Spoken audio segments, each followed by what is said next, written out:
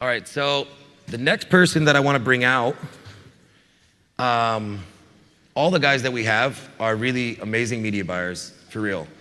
Maor is like really kind of in a special spot for me because I've seen him make money on every aspect of affiliate marketing. All of them.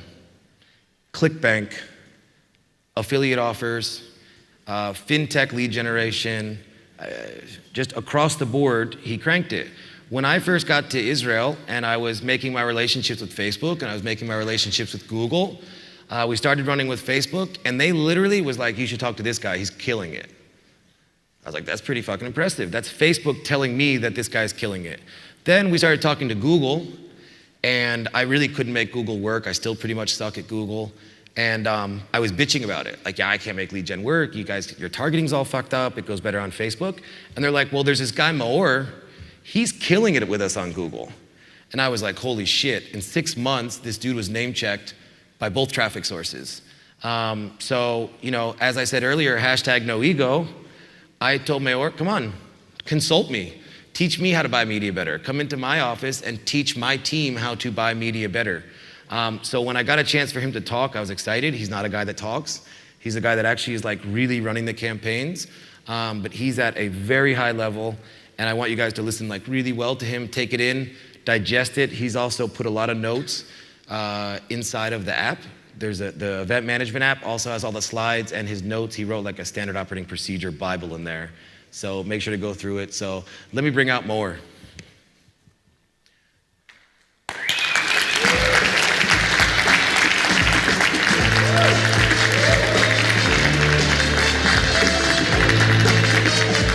Crush it. How was that intro, baby? Amazing. Here you go. Hi, guys.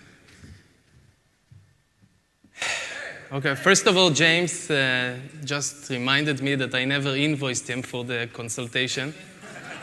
So that's something I probably need to do when I get back to the room.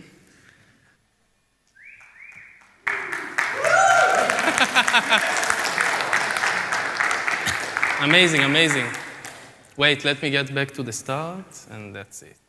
We can do it. Yeah, amazing. So, as I was saying, I started media buying after I heard my mother tell her sister that we ran out of money for food. It's a true story, by the way. This is me and my dad a year after celebrating my first million in Vegas. My father is a military handicapped person, so it was really big for me. He was deep in some big shit and debt. So this story is what basically it summarizes what media buying is for me. It's more than an obsession for me. It's about the life that I get to create for myself, and it's about feeling grateful for the fact that I get to live life on my own terms. And like after I heard my mother tell her sister that it's the middle of the month, that she doesn't have any more money to buy food, I promised myself that by the time that I get to 30, I'm going to be a millionaire. And I didn't know at the time that it's going to take me only like 10 months or something, because I was like, okay, it's going to take like, yeah. So this is what I did basically. Like, you need to understand, I used to live in Jerusalem, in Israel.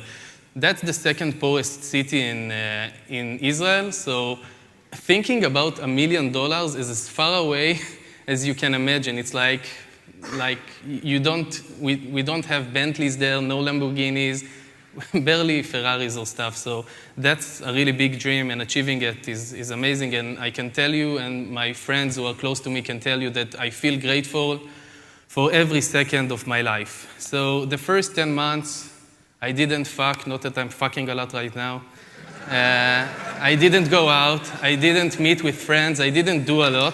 All I did was fucking wake up in the morning, trying to learn some stuff, go to this media buying agency, like this digital agency that I worked for. She is joking because of yesterday. Yeah, so thank you guys. So yeah, so basically I didn't do anything besides dreaming about the money that I'm going to make and working on it. So I was studying all fucking day long. I remember myself like, there were days that I woke up and I was like looking at the phone, opening it up, and I had like the calculator still trying to figure out how much money I need to make. And all I did was like add people on Skype, register on forums, did this, and this is what I did, like until my eyes hurt. From there till now, I got to open up and run more than 10 companies right now. I have an agency that's running the biggest clients in Israel and consulting to other advertising companies in Israel. I've been an affiliate for a long time, and recently I opened up my first offline business, which is really amazing.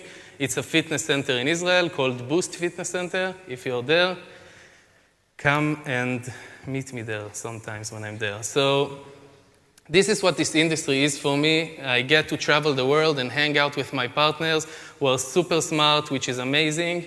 And I keep learning new industries, so I can't ever say that I already know everything about everything, because this is what's so great about affiliate marketing and online marketing, is that you get to move from one industry to another, and you just learn about it so much, and it's not just about like the online part, you get to learn a lot about the offline part as well. So from that point on, I got to meet with the first Facebook reps and work closely with Facebook and Google. And I'm talking about, I don't know how many new players in the online marketing industry there are here and how many old players, but I'm talking about way back when like conversions campaigns was OCPM, and you had to be like a computer science degree maybe to run like an optimized campaign and do those stuff.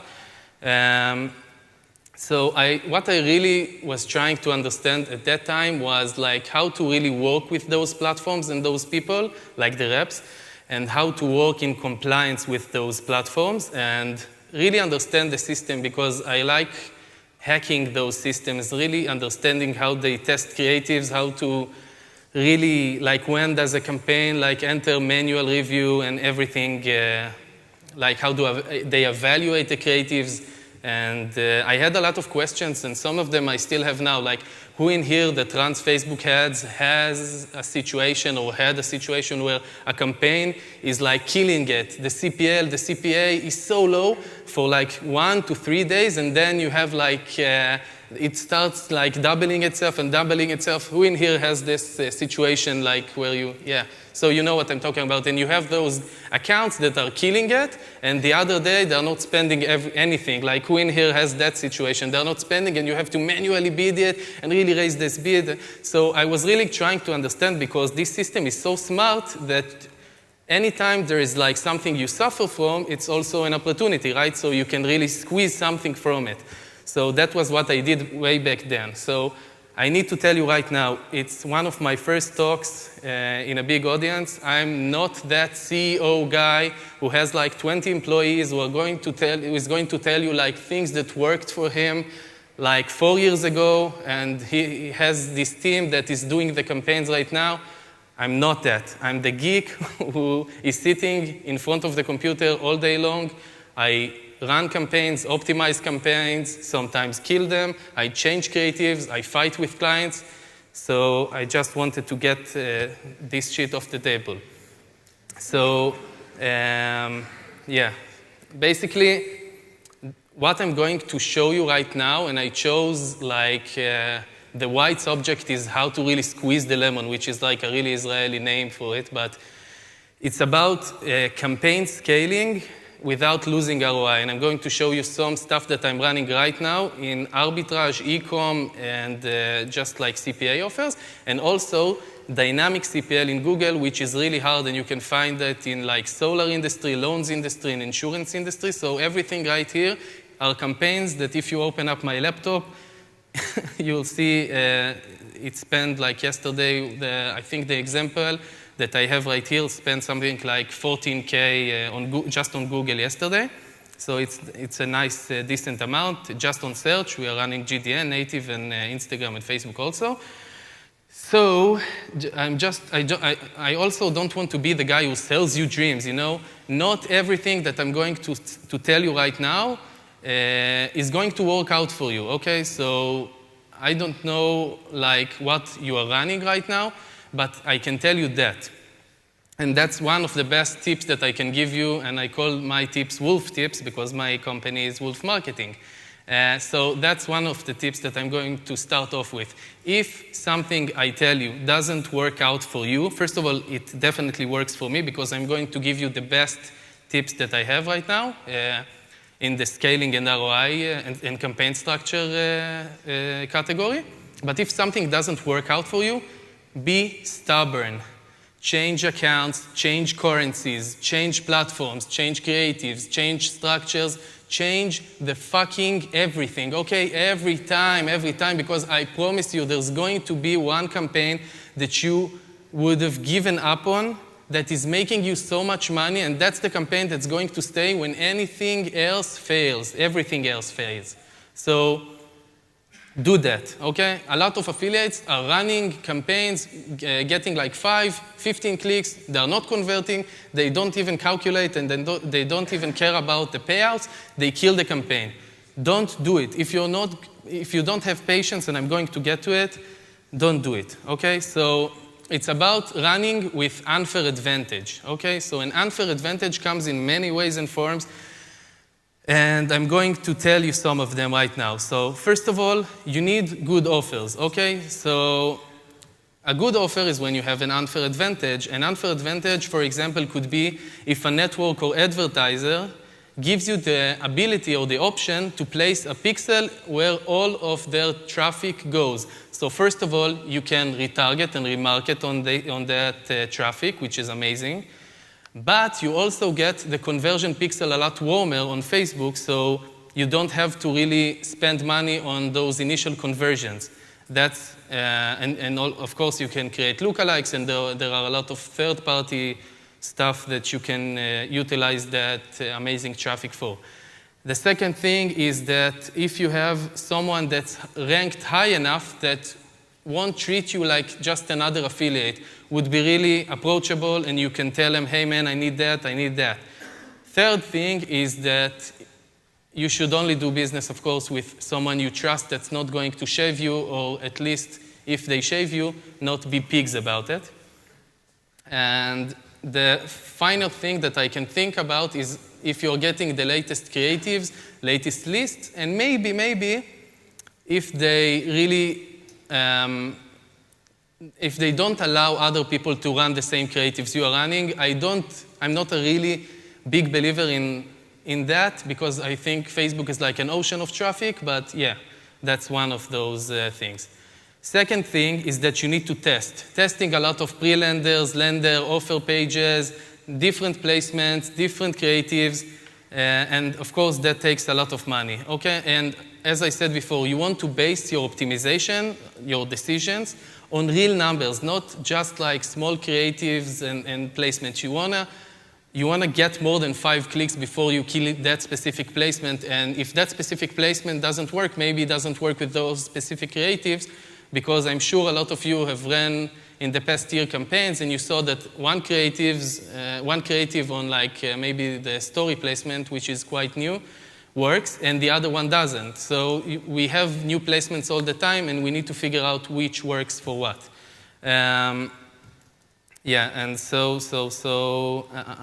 yeah, it also depends on the payout price of the product. Like 10 clicks for a product that costs $1,000 doesn't really, like, don't kill that asset, guys. Okay, so you need patience, and that's one of the best wolf tips I could give someone that's running ads right now. And it doesn't matter if you're a newbie or advanced player in the field of media buying. If you don't have patience, don't even start setting the campaign up in your tracker or something, because some days are going to be bad. And if you're starting over the weekend, sometimes the weekend is amazing, sometimes it's bad.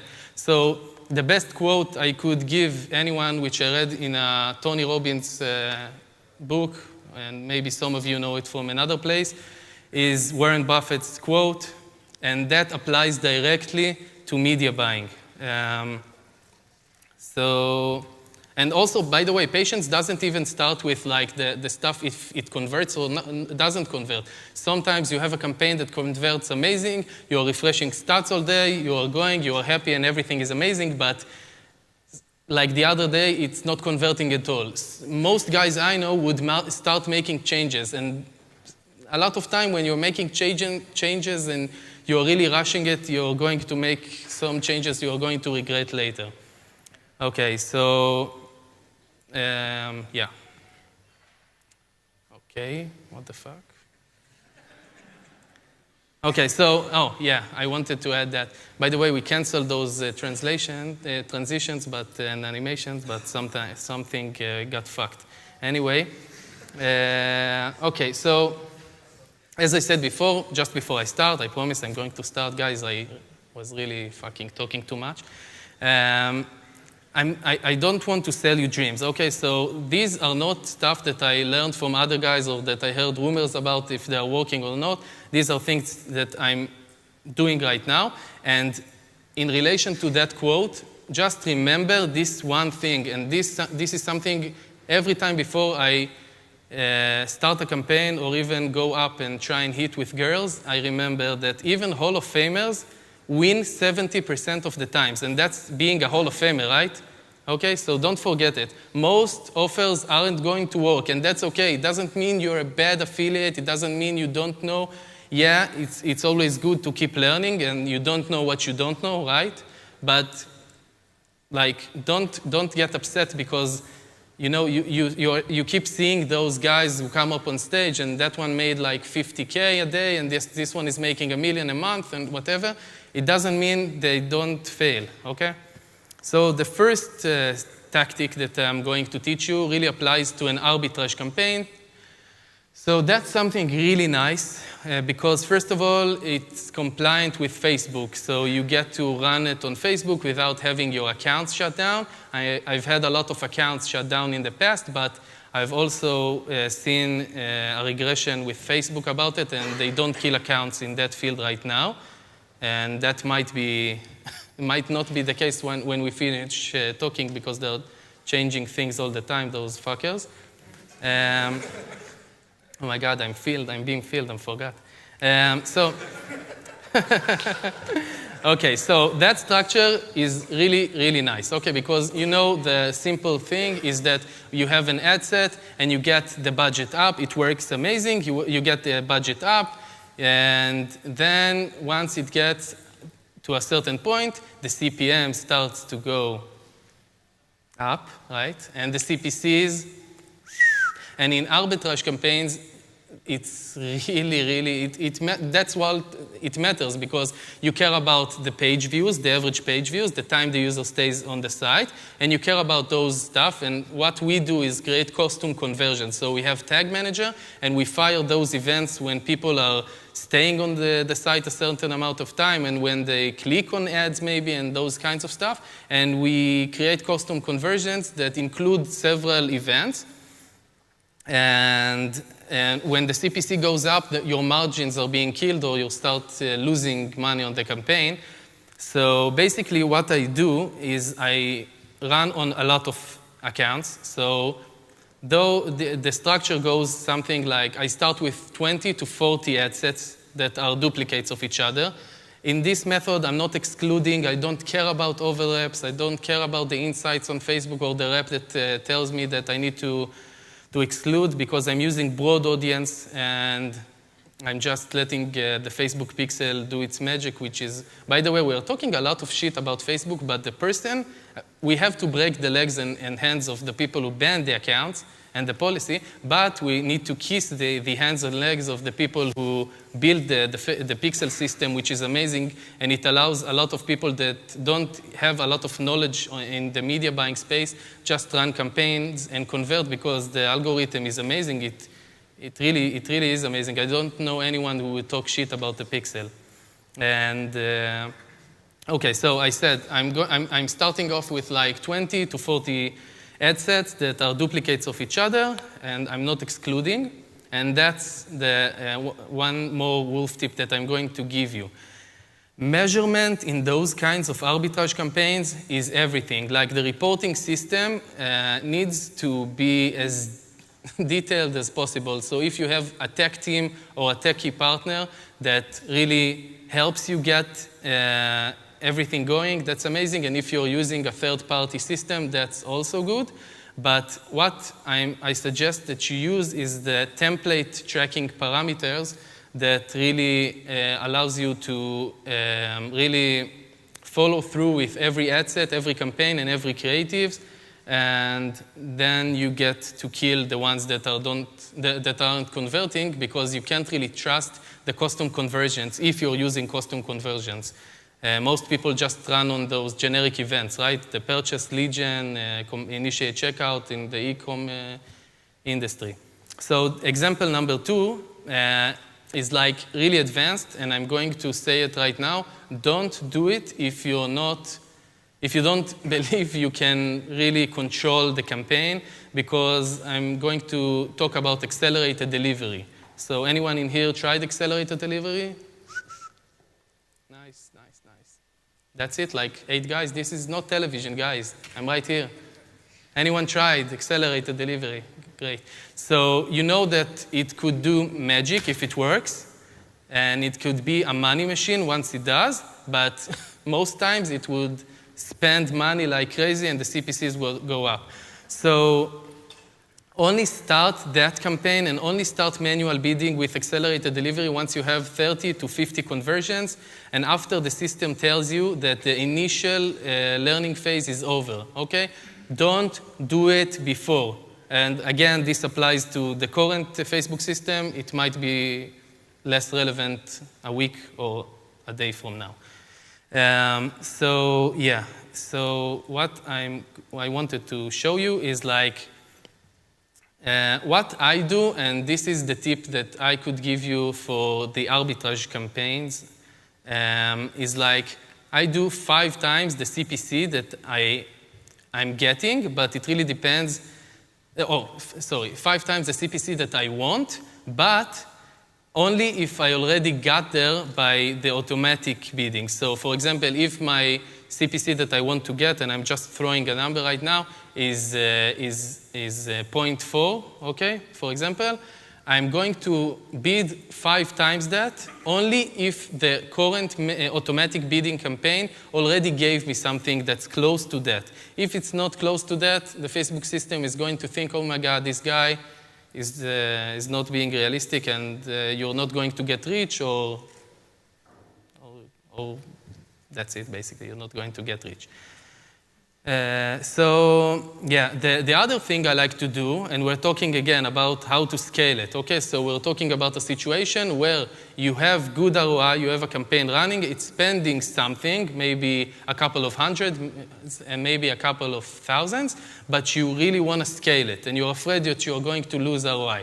Something I like to do, first of all, I don't like to touch a campaign, an account that's converting, because a lot of times, you know when you have like an account that converts and you want to scale it. So what do? You duplicate the campaign sometimes, or the ad set, and you start excluding, because you just opened up, for example, a lookalike audience, and you want to exclude it from the other audience, right? What happens? Everything goes to fucking shit, and it doesn't convert anymore, right? Because I don't know why, but maybe the system is so smart by now that when you start limiting it, the CPC, the CPMs go up, and sometimes the horrible thing that happens is that it narrows the reach. So what I do is open up another campaign. I break down the first campaign by age and gender. I go to those wait, let me see if it's here. Oh, yeah. So I split the audience. I go to those age groups that worked for me, and then I start splitting them. And I am making like the older ages, I'll have more years in each ad set. So the margin between any age would be bigger. So any of you have used that automatic splitting, like age and gender splitting? Anyone? Anyone? Great. So you know what I'm talking about. And that's amazing. The third example is something I've been using, and this is a really good example because it's e-com. Anyone here running e-com right now? Used to running? Oh, a lot of e-com guys. Why didn't you say? I would jump right. Okay, joking. So yeah, so this is what I decided to call the campaign funnel. And why it's called the campaign funnel is because the structure goes like this. I create 3 to 5 separate campaigns on different accounts. Each one has its own audience, okay? So the first one has like the widest audience possible, okay? The second one would have interests, like it's a duplicate of the first one, but it has interest. The third one is like just lookalikes, and the fourth one, for example, would be only retargeting. And retargeting is all about segmentation, and that's a different talk that I can talk about for a couple more hours.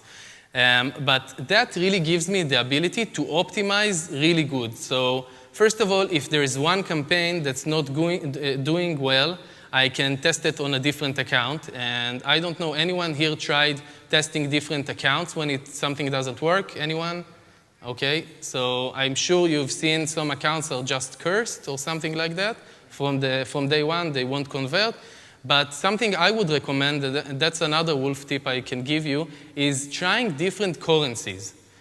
From one hand, it could be a pain in the ass because the credit card like really needs to convert the money and you're spending more. But I can tell you that a lot of times Euro accounts don't act like US accounts, USD accounts, and I try Israeli money also, which is shekel. And anyway, this method allows me to really ignore the overlapping and ignore the excluding of audiences. And in that case, I'm a bit limited because my clients don't really like to run from different pages, but if you diversify those pages too, that could be something that gives you some other results as well. So, as I said, yeah, I'm narrowing it down. Sorry. Yeah, and the last example is a Google example, and this is a campaign I've been running for 3 years now. I've had the same structure in the loans industry and in the insurance industry.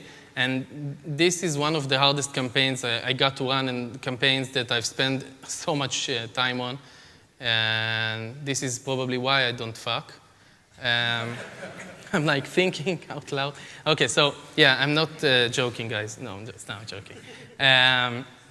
So yeah, the thing is that I'm running 3 or 4 different AdWords accounts. And this is really nice because it's, first of all, ROI-based, and second of all, scale-based. And what I'm talking about is that we have like this, what the fuck? It's messed up, wait. Sorry? Yeah, that's the Google ROI one. Okay, so what we have here are 3 different examples of the account. The first account, I'm running Monday to Wednesday and Thursday to Friday. What I mean by that is that I took each one of the states in the United States that I'm running traffic to, and I divided it to Monday to Wednesday and Thursday to Friday. And that gives me a lot because, first of all, I don't know if you ever run Solar or those campaigns who have dynamic CPL, but dynamic CPL is when you have like different tiers. So when you generate leads, it's not about getting the pixel fire and you get the payout. Some leads don't sell at all. They are being rejected, maybe in the loans industry because their credit score is too low or whatever. And some leads are being sold for $2, $60, $100, $200, and there are a lot of tiers. So when you optimize, you really need, first of all, a lot of traffic, and you want to get a lot of not just clicks, but also conversions. And second of all, because there are a lot of campaigns, like I saw a guy from Lead Trade, and we ran the funeral insurance campaign with them, and they are not accepting traffic on weekends, and for some example, weekend starts from Thursday with these guys, and they are not accepting traffic on some other hours in the day. So when you have a person or a company that accepts traffic from all hours and all week, but it's like a ping tree. So anyone has experience with a ping tree?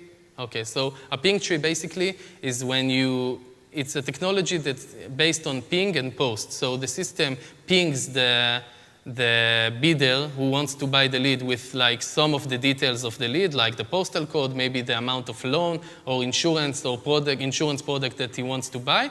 And if that system wants and decides this lead is good for me, it's a good postal code, we've been having amazing conversion rate there, I want to buy it, it posts. So basically, there is a first view, a subscriber that has like the first option of buying the lead, and if the system posts, the pixel fire and the postback fires, and you get like the payout and the highest payout. What's so difficult about this sheet is the fact that different days would have different results for different keywords in different states.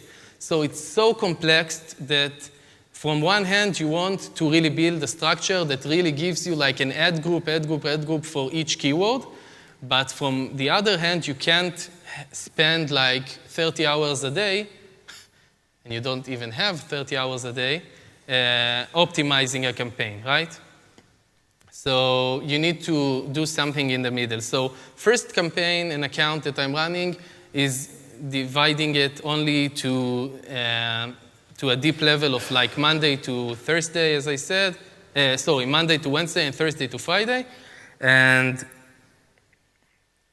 this gives you an advantage of like the ability to see each keyword and each match, how it works almost every day. And the main reason why I use this specific structure is the fact that I get to skip the day parting feature. Okay, anyone ever used the day parting feature on Facebook, Google? You know what I mean, guys? No one? So on Facebook, you have to choose lifetime budget, and then you have like this schedule, and you get to choose the hours and days that you want to run. Problem is, even Facebook reps told me that's the worst product Facebook has, okay? And Google also knows that it limits the delivery of the campaign. So you get less impressions, your relevance score probably gets hurt a bit. So I'm day parting right here because I'm bid adjusting, but I usually just run the campaign all day, all time, but that structure allows me to cancel those keywords that are not performing good on that specific state and day and match. That's it. Basically, thank you guys. It was a pleasure. I hope you got like as much as information that I could have given you. And I want to thank James that I like had the opportunity of meeting and like having you as a friend, man. It's been an amazing experience. Wow. Thank you, guys. Wow, you crushed it, dude. You crushed it, dude. Very good. Like, now you kind of understand why I brought him in to teach me, because this shit is really like next level, like things that I never really thought at. He's been at it so long that he has the new limit. There's a very smart guy in the audience that was talking to me the other day, and he talked about the analogy of the mosquito in the glass. That like if you put your hand on top of a glass and you have a mosquito in there, that the mosquito is going to fly up, bump your hand a couple of times, and then even when you remove your hand, the mosquito still thinks that's the cap.